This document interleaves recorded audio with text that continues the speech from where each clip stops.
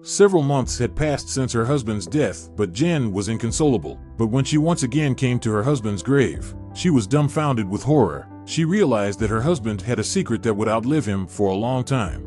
It was a beautiful July day. 70-year-old Jen decided to go to the grave of her husband Frank. He died in an accident a few months ago.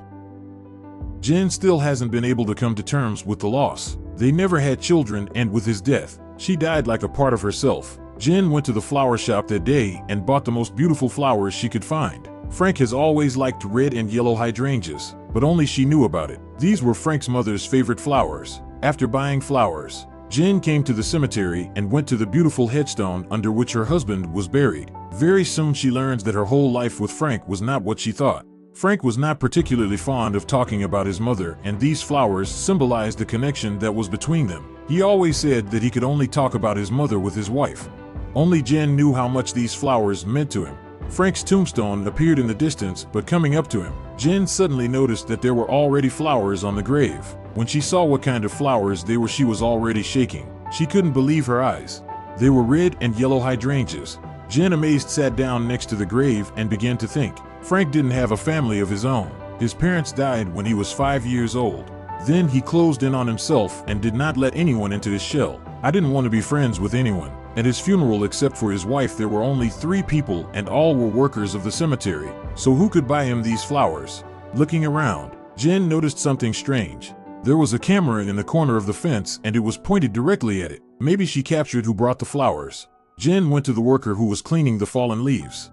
She asked if she could watch the surveillance footage of the past few days. Someone put flowers on her husband's grave, and she really wanted to know who it was. The employee hesitated at first because outsiders were not allowed to watch the videos. Of course, Jen was not satisfied with this answer. Fortunately for her, the employee was easily persuaded. Jen explained to him that her late husband had no family or friends, and hers too. She still has not recovered from his sudden death. And if she finds this mysterious stranger, they can grieve together. After these words, the employee broke down, and together they went to the office. He asked when exactly this happened. Jen figured it might have been yesterday evening. There was no one on the record at that time. But after a few minutes of viewing, they saw a man with red and yellow flowers. Realizing who it was, Jen was dumbfounded.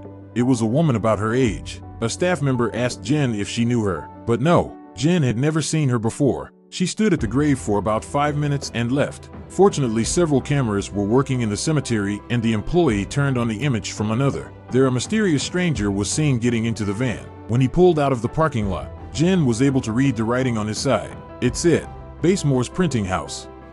Jen was shocked. Her husband's surname was also Basemore.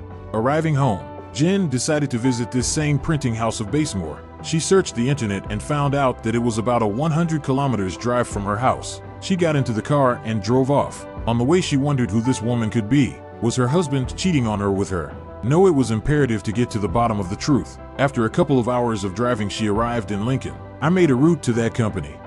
I drove up to her, parked the car, but first decided to look around a little. After standing for half an hour, she saw that a car drove up to the building and a man got out of it. When she looked closer and realized who it was, her breath caught in her throat.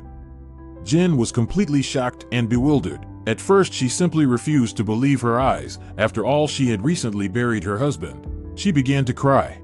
Then she thought that her eyesight must have let her down. Then the thought occurred to her that she was just out of her mind. But then she decided to look through the window of this establishment. She went up to him and began to peer through the glass as best she could. And at that very moment, right in front of her eyes, just on the other side of the window, was her husband. She froze, looked at him for a few seconds, and looked away. Yes, it was him.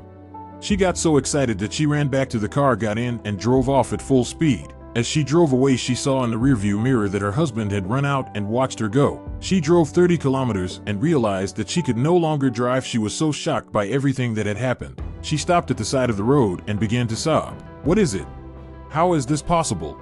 After a while, she calmed down a bit and started the car again. On the way, she thought hard and realized that this should not be left just like that. We need to go back to it and demand an explanation.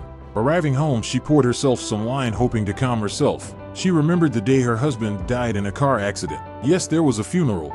But then she remembered that she had never seen Frank's body. She could not bear the sight and refused to look. Have they buried an empty coffin in the ground? No, that would be too much. Who did this? And why? After all, they were so happy. What is the point of deceiving if Frank himself arranged it? When it was time to go to bed, the doorbell rang. Jen looked out the window. The same Basemore van was parked outside the house, and the husband stood at the door. Jen tried to pull herself together and went to the door. Yes, he is in person. She looked him straight in the eye. And at that moment she noticed something. No, after all, it was not a husband. He introduced himself. Dan, Frank's twin brother. Jen felt sick and almost fell. How alike they are. She invited him into the house and they sat down on the sofa. She asked him why they had not met before, and then Dan told Jen about her husband, something she never expected. My brother hated me because he believed that my parents died because of me. As a child, I contracted the flu and infected them. That's why they died. Since then, Frank has never spoken to me. He continued.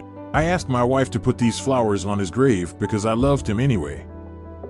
And I felt very bad because we did not communicate. Jen hugged Dan. She promised him to tell him everything she knew about his brother, and then they will support each other, and so it happened. They became best friends and made it a tradition to dine together every month right in the cemetery.